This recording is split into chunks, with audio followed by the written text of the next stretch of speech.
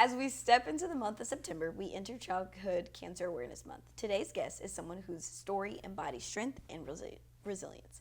Senior Deven Jackson is a childhood cancer survivor who was diagnosed at just 9 years old. At 21, he's living a full life. We'll hear his story and learn how he's navigated life after cancer. Hello. Hi. So, introduce yourself. My name is Deven Jackson. I'm a childhood cancer survivor. I was diagnosed when I was 9, and I'm now a senior at Mercy University. Perfect. Well, let's get cozy. So first, to get cozy, you kind of have to have a blanket. So Raylene is gonna make us all get cozy. Snuggle in. I need this after a long day of classes. Literally. Ugh. Okay, so let's start at the beginning. How did your diagnosis come about? Was it from headaches? Was it vision? How did the doctors first know something was wrong? So my story was a little weird. I found out because I started having seizures, and they started off very small muscle spasms, and it was, like I said, I was 9 years old when I was diagnosed. Right. So I was playing with my toys, as kids do, reading books or whatever, and I started having these muscle spasms, and I had gone to the doctor, and they had originally. They thought it was exhaustion. They were like, kids are hyper. He's probably going to like a stage in life where he's gonna start going through puberty, maybe it's early puberty type thing. Yeah. And they thought I was just kind of telling a little fib. Yeah. And then I was getting a haircut, and I was getting my hair cut by a family member, and he noticed a knot on my head. I went to the doctor again, and they said, oh, maybe he hit his head while he was playing on the playground or whatever the case may be. But my parents really pushed, and we got a second opinion, and another doctor said we should do some MRIs, and it was immediate. Like, I had MRIs. My pediatrician said, I don't know, this is a tumor, and I don't know how to classify it. So I have a friend. He works at Atrium. I'm gonna send these images over to him. I'm gonna see what he says. And I walked in on the first day. He was like, it could be this, but I think it's Langerhans cell histiocytosis. And we were like, I know, that's a mouthful to say. One more time. Langerhans cells histiocytosis. Right. So you're 9, and you're like, is that a Dr. Seuss book? So he's like, I think it's this. And he sent it to a friend of his in Atlanta. His name is Dr. Boyston. The next week I was in Atlanta, I was having brain surgery. And then the week after that, I was in the hospital for 6 months on rehab. I was learning how to relearn how to walk because the tumor was located on the left side of my brain. The tumor was located on the right side of my brain, so the left side of my body was paralyzed because it was right above a central motor, I don't really know. The motor context. Something that controls movement. Right. Right after that, paralyzed for 6 months, so I had to relearn how to walk and use the left side of my body. I learned how to play the piano a little bit just because it helps with those sensitive motor movements and things like that. And then I came back to Macon and was on physical therapy here before the tumor started to grow back, and then I was on chemo for a year. It's that's like a speed run of everything. If you had to tell it fast. Well, thank you for sharing that. So as you were 9 years old, you're what grade are you in at that point? So I will say this had a great support system because I was like you said, I've been here my whole life. I was 9 and I went through the Jones County school system. So I was in the 3rd grade, and it was my surgery was right before spring break, 3rd grade, while I was in 3rd grade. So my teachers they came.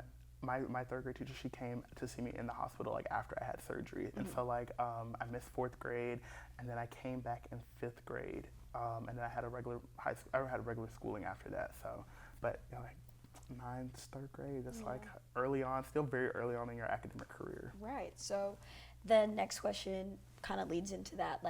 How was elementary school life different for you, especially after your diagnosis, and what did childhood look like to you? So, like I said, I missed 4th grade. So after my diagnosis and after my surgery, so by the time I had finished, I guess, basically the beginning half of my treatment, it would have been time for school to start back, and I would have just had a late start. Right. But because I had a re-diagnosis, because my tumor started to grow back, I had to undergo chemotherapy, which means that I couldn't go into the actual school building itself because chemotherapy destroys your immune system. You essentially don't have one. And being in a school, especially with a lot of younger children, and elementary school is, what is it, pre-K to fifth grade, so it's all of these different people intermingling, your immune system at its lowest point. Yeah. So the germs are on peak. Yeah, the germs are on peak. You think everyone's paranoid around COVID. Talk to a cancer patient, you're like, that was my life. I was already living that beforehand. So mask, gloves, everything. So I couldn't go to school in fourth grade. I was at home. It's called hospital homebound. Yes. So a teacher comes to your house. I think Miss Cyrus came like 3 or 4 times out of the week, and it was every week except the week that I was on treatment. So I would go into the hospital on a Monday. I would have you get you have portacast surgery, and then you get a needle placed. It's different for everyone, but in my case, I had a 1-inch needle in my chest, and they would leave it there for a full week. And I would go in the hospital early in the morning. I would leave in the late evening. But throughout that whole day, I was receiving chemo, antibiotics, and like fluids to keep your body flushed and all of those things. And I would do that every day for a week, and I wouldn't have any school. And I would come home, and then the next week, that weekend, I would be like my downtime, and then I would start my hospital homebound the next week. So. Wow. So it was like 1 week on of chemo and treatment, 1 week of like go back to school, and then it was school. So it'd be two more weeks of school, and then like a week of chemo, the rest of the month school. Start over the next month, So that's why chemo is like, they stretch it out because it's a lot on the body, especially at a young age. So they didn't want me to do and I was on an experimental chemo. I went through 2 different chemotherapies during my initial treatment. Yeah. So once the tumor started to grow back on my brain, the initial chemo that they had, it wasn't doing anything because my cancer is very odd. It's called the cancer that isn't. It was like at the time of my diagnosis, there were very few people that had actually been diagnosed with it.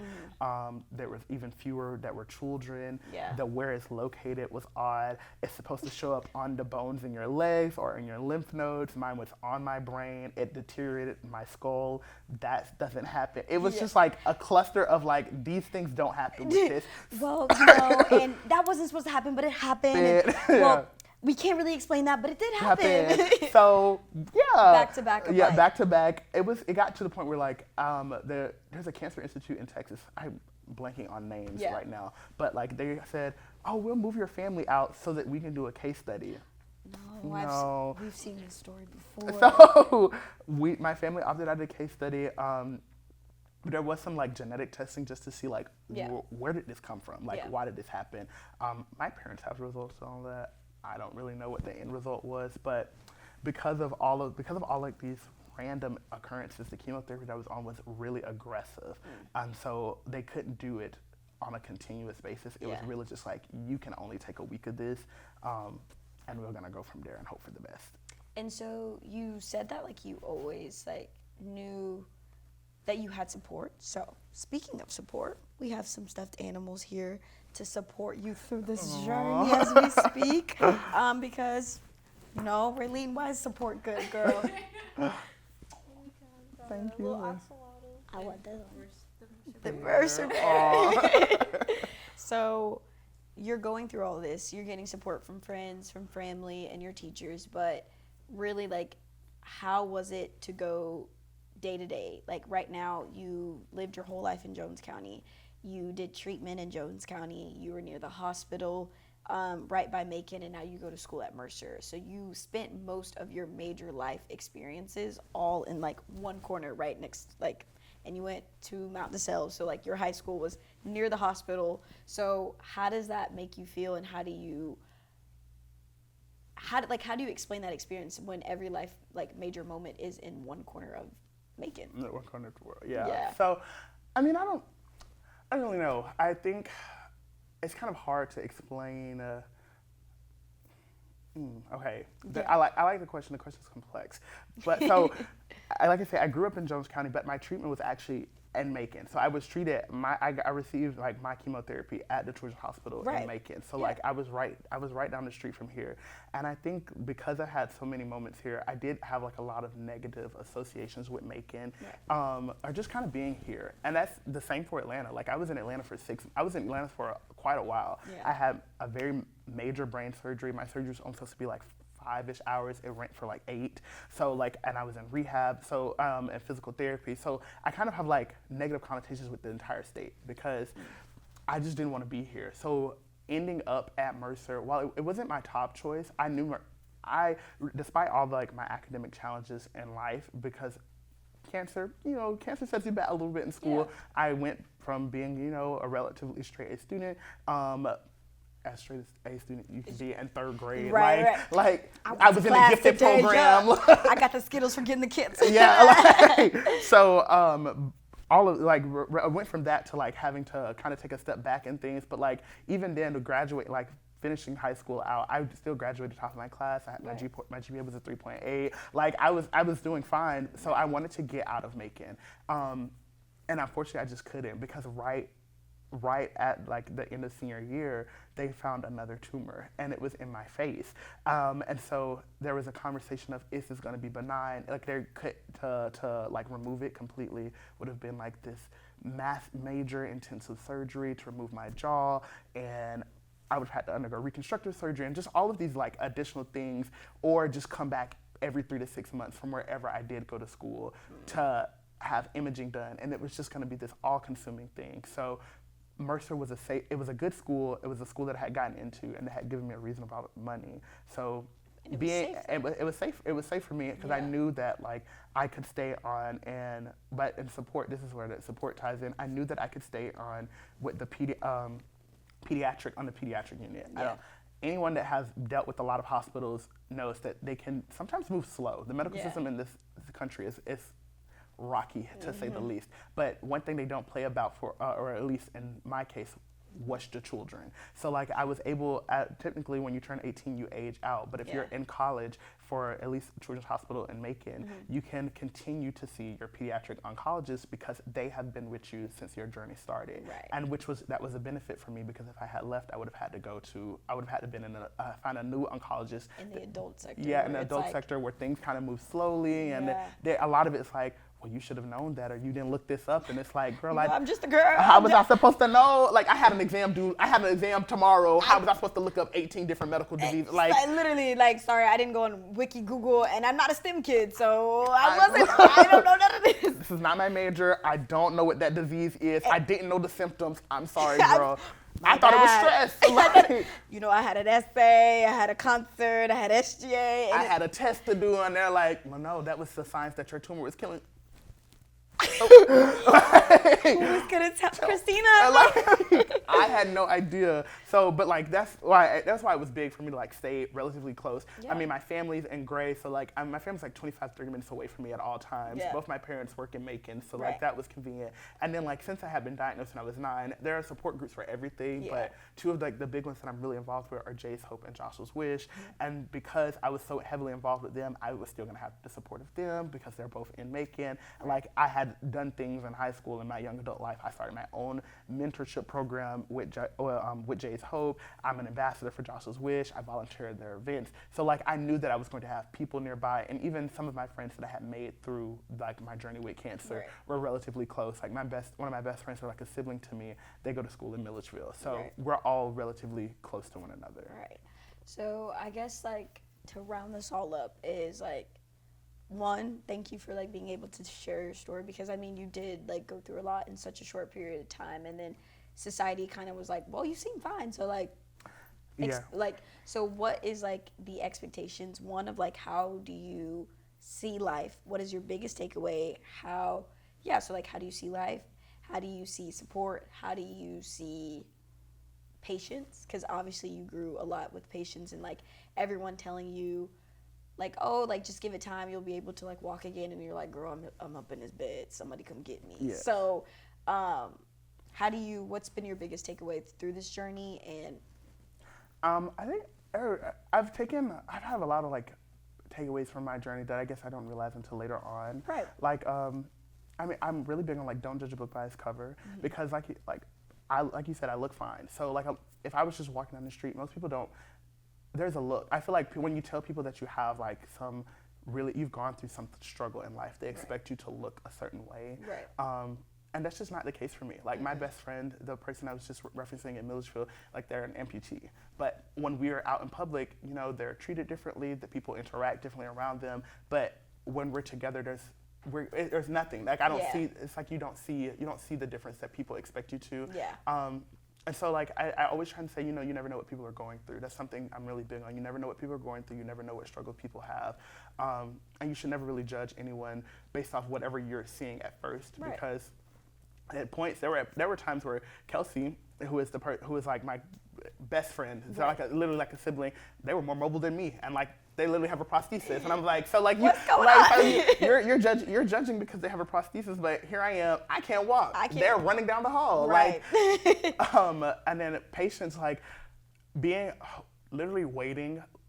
Your life is a waiting game, so you always have to. I feel like you have to take take the situation that you're in and make the best of it. Right. Like no matter when I was in the hospital, when I was on rehab, I was going to make the best of being in there. I was wheeling around in my wheelchair, like you know, everything's gonna come in due time, but that doesn't mean give up on it. Like push yourself as much as you can and take make the best of every experience. It's like something that I'm really big on as well. I don't know, and life is short. Like I've dealt with a lot. Since I was a small child, I've lost a lot of friends throughout my journey. And like as you grow, like I said, I'm a part of these support groups in Macon, but like even in the Atlanta area, as you grow and become a part of these groups, you meet other kids that have been diagnosed as well, and everyone's journey stops at different times. Yeah. So whether that be they passed away or they're just no longer involved in things. It's just kind of life. But I've lost a lot of people that have been re-diagnosed and that have passed away. And so like one thing that me and Kelsey have promised to ourselves is that we're gonna take life by the horns and make it our own. Like I'm not gonna let my journey define who I am. I'm not gonna walk around and be a melancholy person. Yeah. I'm gonna be happy. I'm gonna be joyful. I'm going to make the most out of every day. Seize the day. Yeah, literally seize the day. Because nobody's promised tomorrow, really? And like life is too short to mope about things or to be overly concerned about I didn't make honor roll this semester, but did you have a good semester? Yeah. Did you have a good but semester? Is you okay? I gotta say, are you okay? Did you have a good memory? Like do you think fondly about this semester? Right. Did you make good friends? Like Shake it off. Shake Queen. it off, literally. What is that song? Shake it off, shake it off. Shake it off. No, shake it off. You'll be fine. Right, like keep pushing. Keep pushing. Like life is short. Just keep pushing. Keep moving forward. Right. So, thank you. Of course. I appreciate you. Thank you. Yeah. And then, is there anything that you want to tell like community people about like supporting people who have been diagnosed and like are cancer survivors, or just a wise words to the girls? Put me on the spot. I was like, you want to look at the camera and like tell the girls. Look at the camera. I was like, support looks different for everyone. So if you know someone that's battling, it's not how you want to receive support and how you want to give support are two different things. It's always important to see how people react and how they say they want to be shown support. Like for me, I like to show up for people and being there. I may not always be able to pick up my phone or respond to a text, but when the time comes, I'm gonna be there for you. But my friends know that the way to support me is to also like be open and let me talk. And that support looks like those are just two examples. So if you know someone that's battling or going through treatment, and if they get quiet and you're one of those people that's like, no, just tell me everything. Sometimes people don't want to talk about it. Sometimes it's just being in the room and being there to hold their hand. Because I think like now I'm very expressive, but as a kid, when I spent my 9th, 10th, 11th, and 12th birthdays in the hospital. Right. It wasn't that I didn't want to talk about it. I didn't want to say anything. Girl, I'm in the same room. Please don't piss me off. Yeah, I just want to sit here. And the fact that when I had people show up for me, that was big for me. Right. And like as I grew, I wanted people to talk for me. And I think like witnessing people showing up is what influenced me to show up for other people a lot. So like, girl, I may not be able to sit down and talk for 3 hours, but you said you got this, I'm gonna be there. I'm gonna sit here and I'm gonna be here for you no matter what the case may be. So support looks different for everyone. Just try and learn how to be the best support system for the people around you. Perfect. Well, thank you so much. Thank you everybody for joining us for this episode. Bye dudes. Yay. Yay.